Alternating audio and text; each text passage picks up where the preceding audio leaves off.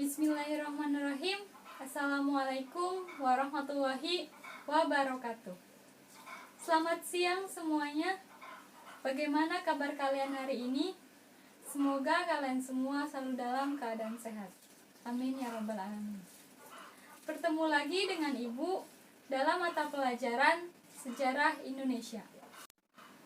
Sebelum kita memulai pembelajaran pada hari ini, seperti biasa, alangkah lebih baiknya jika kita berdoa terlebih dahulu. Untuk itu, berdoa dipersilahkan.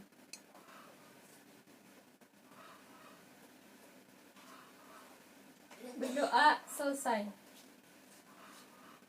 Dan jangan lupa untuk mengisi absensi di link yang sudah Ibu berikan. Sebelumnya, kita telah membahas mengenai 3 kerajaan pada masa Hindu-Buddha pada minggu lalu, yaitu Kerajaan Sriwijaya, Kerajaan Mataram kuno, dan Kerajaan Kediri. Kali ini kita akan lebih lanjut membahas mengenai kerajaan-kerajaan pada masa Hindu-Buddha di Indonesia. Kita akan membahas 3 kerajaan terakhir, yaitu Kerajaan Singosari, Kerajaan Majapahit, dan Kerajaan Bali. Setelah mempelajari mengenai kerajaan-kerajaan pada masa Hindu-Buddha di Indonesia ini, kalian diharapkan dapat menyebutkan kerajaan-kerajaan Hindu-Buddha yang pernah ada di Indonesia, mendeskripsikan perkembangan masyarakat, pemerintahan, dan budaya pada masa kerajaan-kerajaan Hindu dan Buddha di Indonesia, serta dapat mengidentifikasi bukti-bukti pengaruh Hindu-Buddha yang pernah ada hingga saat ini. Langsung saja kepada materi. Yang pertama yaitu ada Kerajaan Singosari. Sejarah dan letak kerajaan. Setelah berakhirnya Kerajaan Kediri, kemudian berkembang Kerajaan Singosari. Pusat Kerajaan Singosari ini kira-kira terletak di dekat Kota Malang, Jawa Timur. Kerajaan ini didirikan oleh Ken Arok. Ken Arok berhasil tampil sebagai raja walaupun ia berasal dari kalangan rakyat biasa. Silsilah Kerajaan Singosari. Yang pertama yaitu Ken Arok. Setelah berdiri Kerajaan Singosari, Ken Arok tampil sebagai raja pertama. Ken Arok sebagai raja bergelar Sri Rangga Rajasa Sang Amurwa Bumi. Ken Arok memerintah selama 5 tahun. Kemudian pada tahun 1227 Masehi, Ken Arok dibunuh oleh seorang pesuruh dari Batil atas perintah Anuspati. Kemudian Anuspati pada tahun 1227 naik tahta Kerajaan Singosari. Ia memerintah selama 21 tahun. Akan tetapi, ia belum banyak berbuat untuk pembangunan Kerajaan Singosari. Lambat laun, berita tentang pembunuhan Ken Arok sampai kepada Tohjoyo, yaitu putra dari Ken Arok. Oleh karena itu, ia mengetahui pembunuh ayahnya adalah Anuspati. Maka Tohjoyo ingin membalas dendam. Ia membunuh Anuspati. Anuspati meninggalkan seorang putra bernama Ronggowuni. Setelah berhasil membunuh Anuspati, Tohjoyo naik tahta. Masa pemerintahannya sangat singkat. Ronggowuni, putra dari Anuspati yang merasa berhak atas tahta kerajaan, menuntut tahta kerajaan kepada Tohjoyo. Kemudian terjadi pertempuran antara pasukan Tohjoyo dengan pasukan Ronggowuni. Akan tetapi, Tohjoyo berhasil meloloskan diri dan akhirnya meninggal di daerah Katang Lumbang akibat luka-luka yang dideritanya. Raja selanjutnya di Singosari yaitu Ronggowuni. Ia naik tahta Kerajaan Singosari tahun 1248 Masehi. Ronggowuni bergelar Srijaya Wisnuwardana. Dalam memerintah, ia didampingi oleh Mahesa Cempaka atau cucu dari Ken Arok, yang berkedudukan sebagai Ratu Anggabaya. Singosari di bawah pemerintahan Ronggowuni dan Mahesa Cempaka hidup dalam keadaan aman dan tentram. Rakyat hidup dengan bertani dan berdagang. Kehidupan rakyat juga mulai terjamin. Raja juga memerintahkan untuk membangun benteng pertahanan di Canggu Lor. Raja kelima yaitu Kertanegara. Tahun 1268 Masehi, Kertanegara naik tahta menggantikan Ronggowuni. Ia bergelar Sri Mahara jadi Raja Sri Kertanegara. Kertanegara merupakan raja yang paling terkenal dari kerajaan Singosari.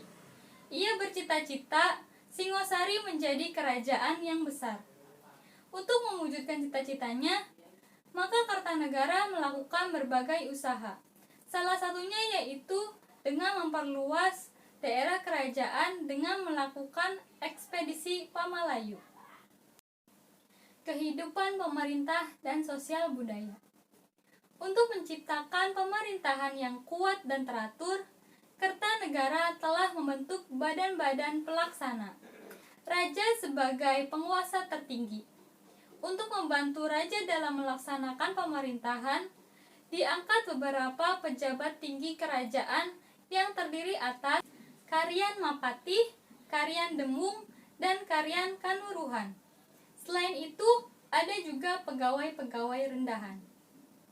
Untuk menciptakan stabilitas politik dalam negeri, Kertanegara melakukan pertahanan di lingkungan para pejabat. Orang-orang yang tidak setuju dengan cita-cita Kertanegara diganti. Kehidupan agama. Pada masa pemerintahan Kertanegara, agama Hindu maupun agama Buddha mengalami perkembangan dengan baik.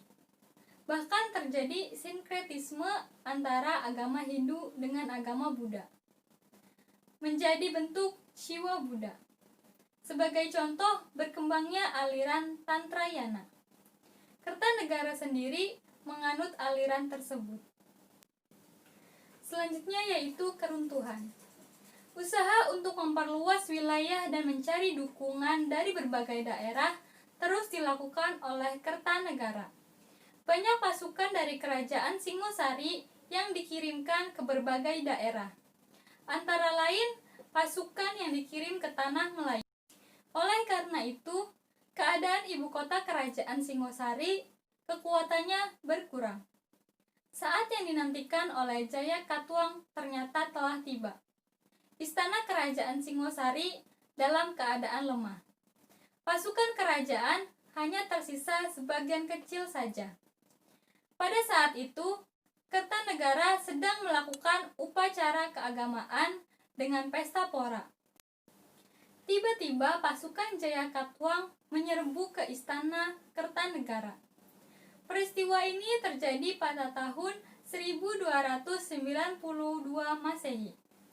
Dalam peristiwa tersebut, Kertanegara berhasil dibunuh. Dengan terbunuhnya Kertanegara, maka berakhirlah kerajaan Singosari. Peninggalan atau sumber sejarah. Yang pertama yaitu peninggalan berupa candi.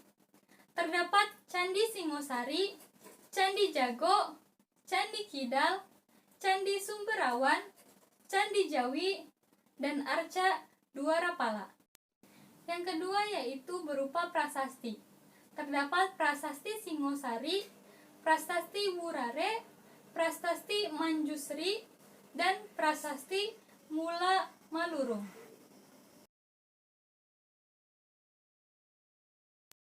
Yang kedua yaitu Kerajaan Majapahit. Sejarah dan letak kerajaan. Setelah Singosari jatuh, berdirilah Kerajaan Majapahit yang berpusat di Jawa Timur pada abad ke-14 sampai ke-15 Masehi. Berdirinya Kerajaan Majapahit ini sebenarnya sudah direncanakan oleh Kertarajasa Jayawardhana atau Raden Wijaya. Saat itu, dengan dibantu oleh Arya Wiraraja, seorang penguasa Madura, Raden Wijaya membuka hutan di wilayah yang disebut dalam kitab Pararaton sebagai hutan orang Trik. Desa itu dinamai Majapahit. yang namanya diambil dari buah maja yang rasanya pahit. Ketika pasukan Mongol tiba, Raden Wijaya bersekutu dengan pasukan Mongol untuk bertempur melawan Jayakatwang.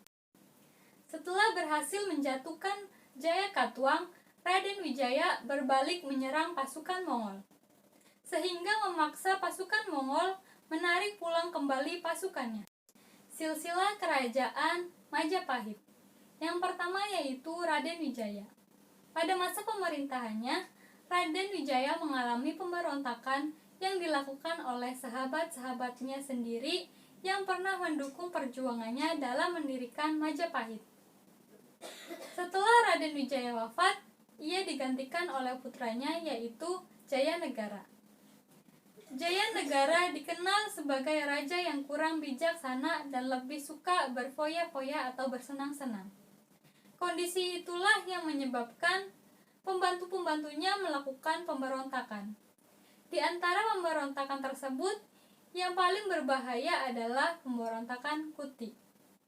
Pasukan Kuti berhasil menduduki ibu kota negara. Jayanegara terpaksa menyingkir ke desa Badander di bawah perlindungan pasukan Bayangkara yang dipimpin oleh Gajah Mada. Gajah Mada kemudian menyusun strategi dan berhasil menghancurkan pasukan Kuti. Atas jasa-jasanya, Gajah Mada diangkat sebagai Patih Kahuripan dan Patih Kediri. Raja selanjutnya yaitu Tribhuwana Tunggadewi Jaya Wisnuwardani.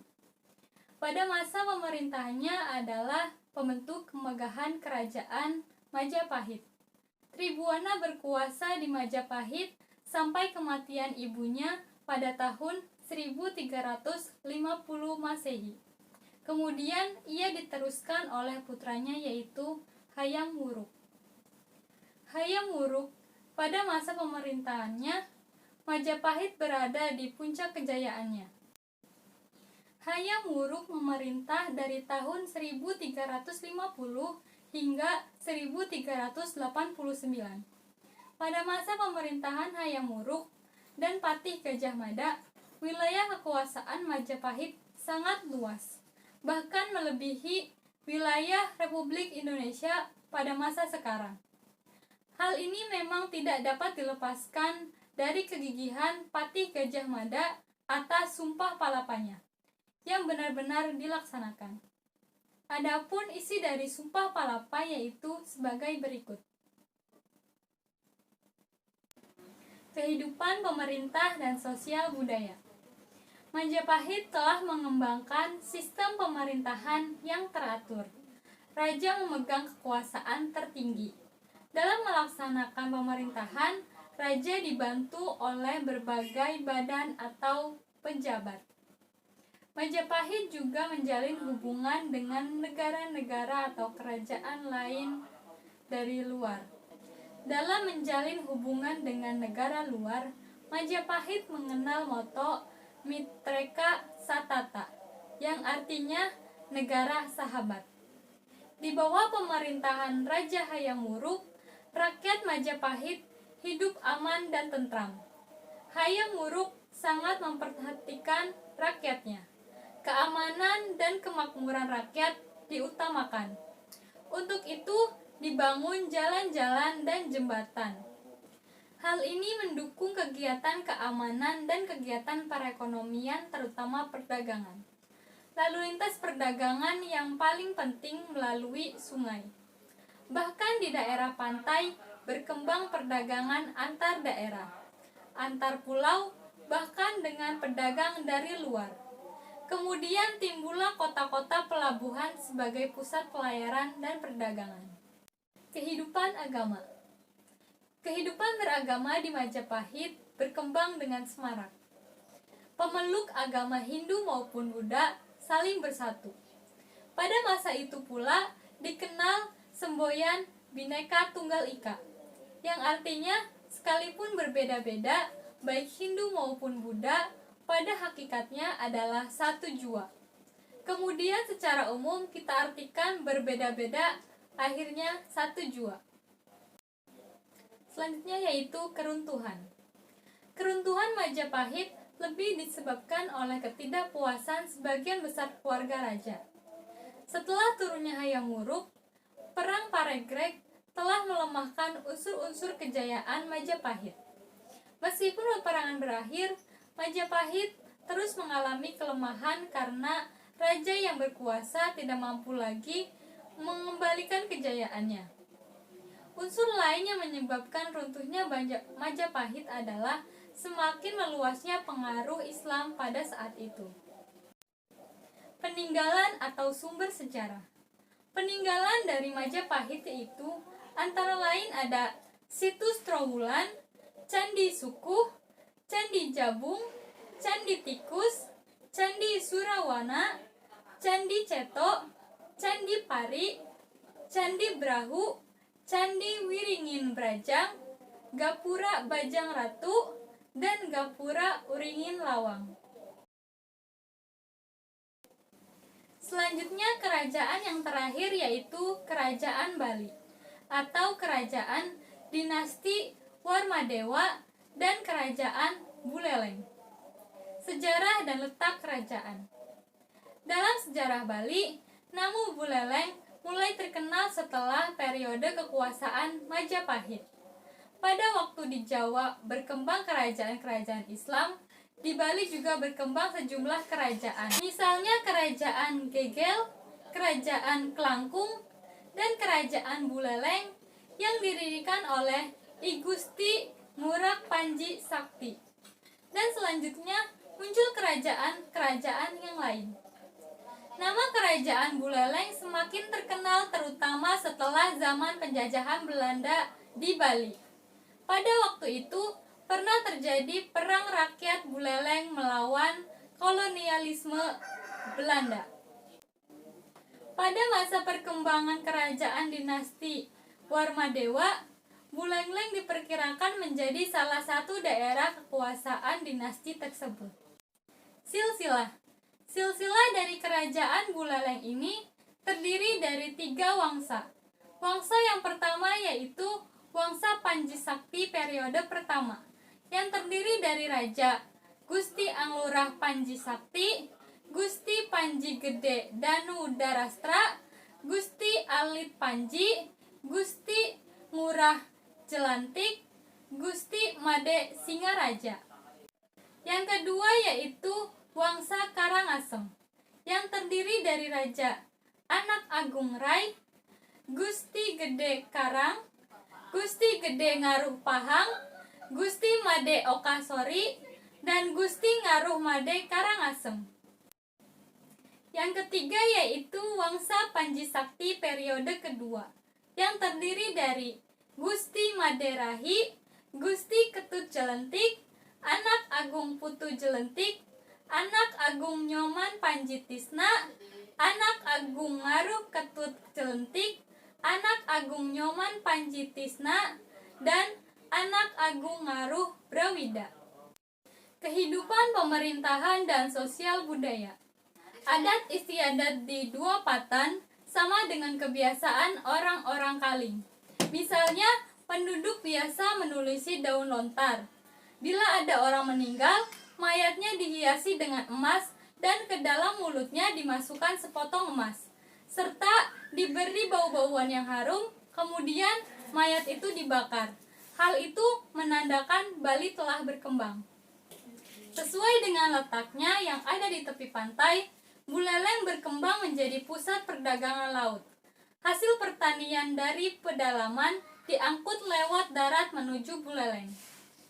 Dari Buleleng, barang dagangan yang berupa hasil pertanian seperti kapas, beras, asem, kenari, dan bawang diangkut atau diperdagangkan di pulau lain. Perdagangan dengan daerah seberang mengalami perkembangan pesat pada masa dinasti Warmadewa yang diperintah oleh Anak Wungsu. Sistem perdagangan ada yang menggunakan sistem barter, ada juga yang sudah mengenal dengan alat tukar atau uang. Pada waktu itu sudah dikenal beberapa jenis alat tukar atau uang, misalnya yaitu piling. Dengan perkembangan perdagangan laut antar pulau di zaman kuno, secara ekonomis, Buleleng memiliki peranan yang penting bagi perkembangan kerajaan-kerajaan di Bali. Misalnya pada masa kerajaan dinasti Warmadewa. Kehidupan agama. Agama Hindu Shiva mendominasi kehidupan masyarakat di Buleleng. Tetapi tradisi megalitikum masih melekat sangat kuat dalam masyarakat Buleleng. Agama Hindu dan Buddha mulai mendapat peranan atau perhatian pada masa Raja Udayana. Pada masa tersebut, Shiva dan Brahmana Buddha diangkat menjadi penasehat raja. Masyarakat Buleleng menganut agama Hindu Maheswara. Selanjutnya yaitu keruntuhan. Pada tanggal 15 April 1849 Masehi, semua kekuatan Belanda diarahkan ke Jagaraga untuk melakukan penyerangan. Dalam waktu 2 hari, semua kekuatan yang dimiliki oleh kerajaan Buleleng berhasil ditaklukkan bersamaan dengan runtuhnya benteng Jagaraga. Raja Buleleng saat itu, I Gusti Ketut Jelentik dan Jero Jempiring, mengamankan diri ke Karangasem. Namun dalam perjalanan mereka ditangkap dan dibunuh. Dengan begitu kerajaan Buleleng jatuh ke tangan Belanda. Raja Buleleng saat itu yaitu I Gusti Ketut Jelentik dan Jero Jempiring mengamankan diri ke Karangasem. Namun dalam perjalanan mereka ditangkap dan dibunuh. Dengan begitu berakhirlah kerajaan Buleleng dan beralih ke tangan Belanda. Peninggalan atau sumber sejarah. Peninggalan dari kerajaan Buleleng ini antara lain yaitu yang pertama ada Prasasti Blanjong, Prasasti Panempahan dan Malat Gede, Pura Tirta Empul, dan Pura Panegil Dharma. Nah, itulah kerajaan-kerajaan pada masa Hindu-Buddha di Indonesia. Mulai dari Kerajaan Kutai hingga Kerajaan Bali yang baru saja Ibu jelaskan. Karena materi mengenai kerajaan-kerajaan Hindu dan Buddha di Indonesia ini sudah selesai dibahas, maka dari itu, setelah menonton video ini, Ibu akan memberikan tugas pada kalian untuk mengerjakan soal-soal yang sudah Ibu bagikan melalui link Google Form di deskripsi video ini. Silahkan kalian isi dengan benar. Mungkin itu saja yang dapat Ibu sampaikan. Ibu cukupkan pertemuan kali ini. Wassalamualaikum warahmatullahi wabarakatuh.